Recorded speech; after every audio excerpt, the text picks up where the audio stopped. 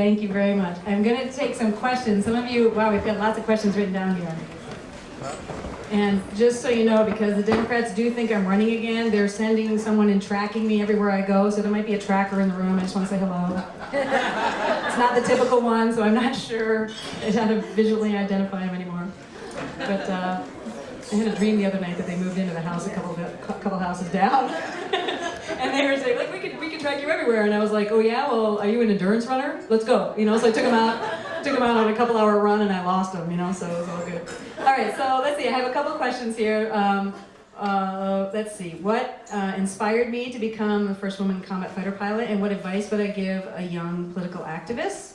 What's my most memorable moment flying a fighter? Oh my gosh, we've got lots of questions here. So, what I would inspire young people, I think I already shared it, is whatever the fire in your belly is for, you need to be the one who steps out on that. Only you know what you're called to do and what that role is. So whatever that is, you need to get your facts straight, make sure you're dealing with facts, do your research, and then step out and make a difference. For the Abaya battle, I mean, I had to do a lot of research to get to where I understood exactly that it was not a law, it was not a policy at a higher level, that it was actually just written down at this certain place, and figure out who the authority was to change it and then get it changed. So I would encourage whoever asks that question, that whatever it is that you're fired up to do, that you need to do your research, get your facts straight, and then go for it, and don't take no for an answer.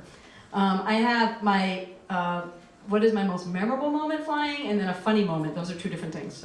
Usually your most memorable moment is when you almost died, when you're flying in combat, or in training, which I've had several of them. But I do have one mission I'll share with you, just to give you a sense of what we do in our missions. It's a single seat, the A-10 is a single seat, close air support aircraft. Our job is to show up when Americans are on the ground under fire, often in very challenging, complex situations that are very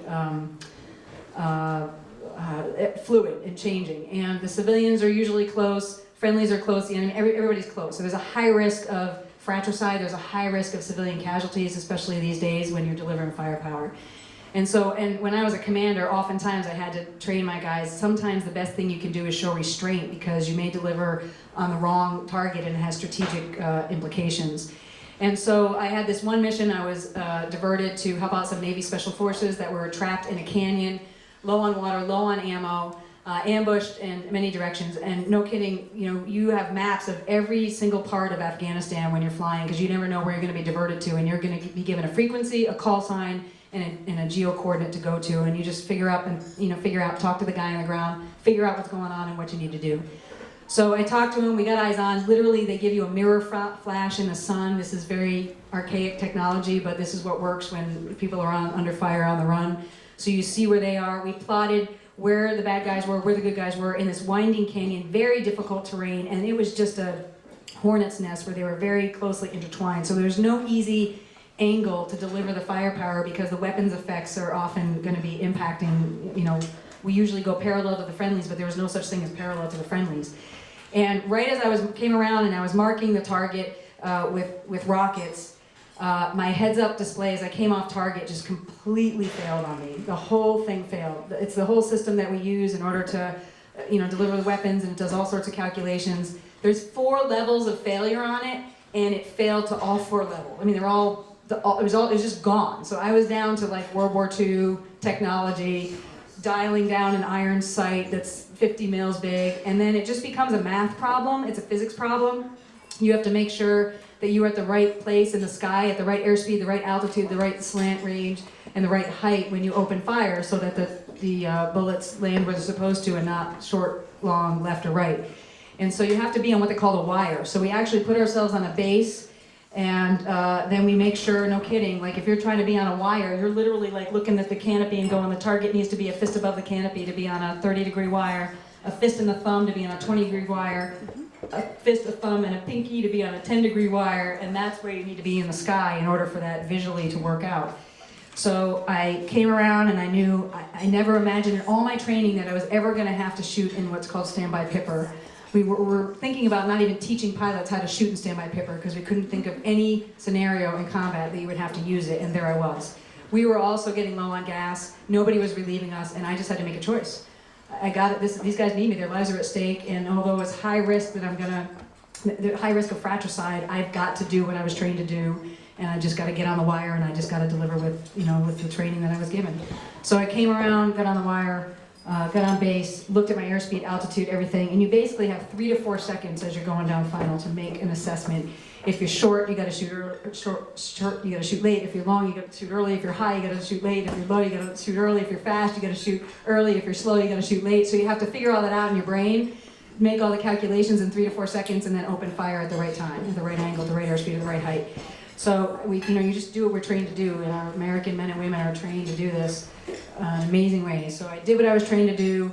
We shacked the target. We were able to neutralize them. We were able to get another 2-ship in after the target was neutralized, and every single one of those Americans got out that night. We were able to extract every single one of those.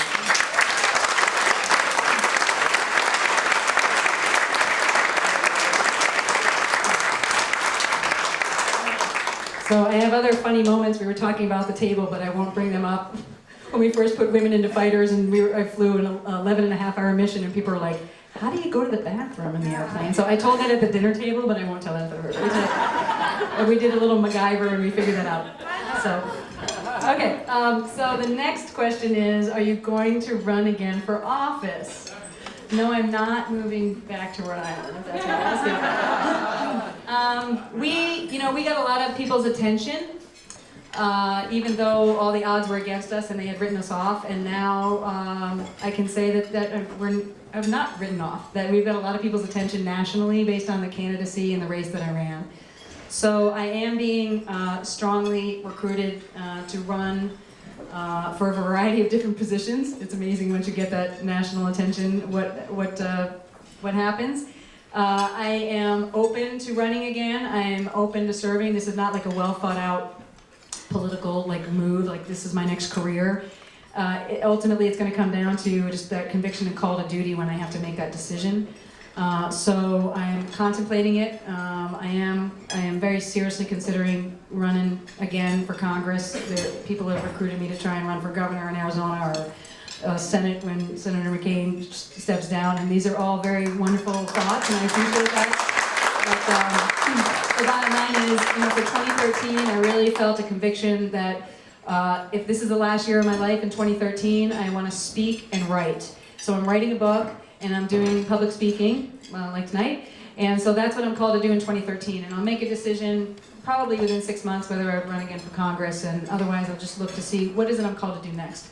I just want to make a difference, and there's many ways to do that, but I do think that in office is one serious way that I would consider doing it. So, all right, let's see. Yes, there's clapping loud. Would you recommend a military career for a young woman today? That's a good question. If so, what area and what path would you consider? There's so many opportunities now for women. When I was in the Air Force Academy in the 8th class with women, and at the time, again, it was against the law for women to be on combat ships and be in combat aircraft. As of 2 months ago, we are now opening, hopefully, all positions to women in the military based on what they're qualified and capable for. And we can now, finally, for the first time in our history, pick the best man for the job, even if it's a woman. And, I'm not sure, some of you all may disagree with me on that, but I'd be happy to arm wrestle with you outside. But seriously, this is, being in the military is about serving your country, and we got to make sure we have the best and brightest and most capable force. And so there's no way that we should have 51% of our population restricted from even applying and meeting the qualifications so that we can make sure we have the most qualified, capable force. We now have a little over 14% of our military as women, and again, we are finally in a position where just because of your gender, you're not restricted. People need physical strength in order to be in combat, obviously, but they also need aptitude, they need wisdom, they need leadership, they need judgment.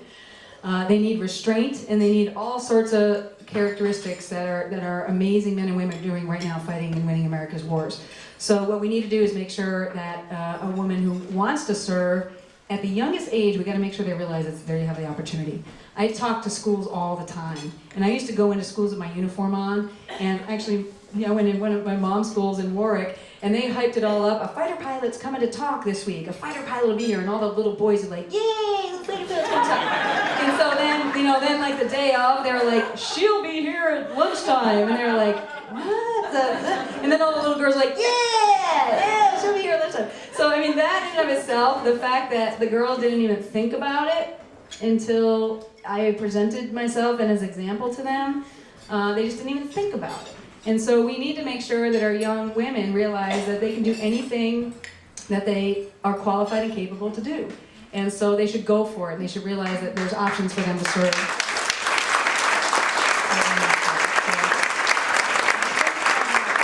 I will make a little sort of political note here, at great risk to be used against me in a primary someday.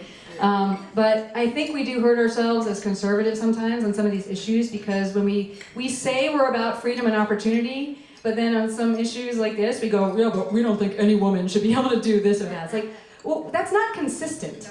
If we are about freedom and we're about opportunity, then we make sure the standards are set, and we make sure that anybody has the opportunity to be able to serve. Our national security is the strongest when we have the most capable people serving. So I really think we hurt ourselves when in our stances on things, we are inconsistent. And we say we want people to have freedom of opportunity, except when it goes against what we personally believe. Then we want to impose that on everybody else. That's just not consistent. That's my little nugget of political advice to the Republican Club in Narragansett. So you got to rethink. You know, we really got to rethink that, because it doesn't help us. We have to, if we're about freedom and opportunity, by God, we're about freedom and opportunity, and let freedom ring.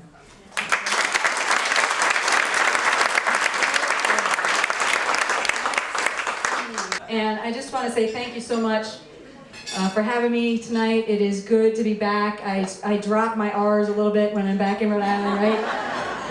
I went and drank a beer before, you know, came over here in my mom's car. But it's good to be here. It's good to be among you. It's good to be with you. And I just hope that we're all can be inspired, all of us, to continue on the fight and continue to ask why not. So thank you.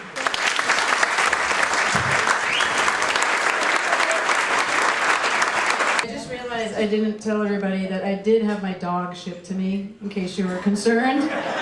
You're animal lovers. So I quit my job and I had my dog shipped to me, and I bought new clothes. So everything else was left behind.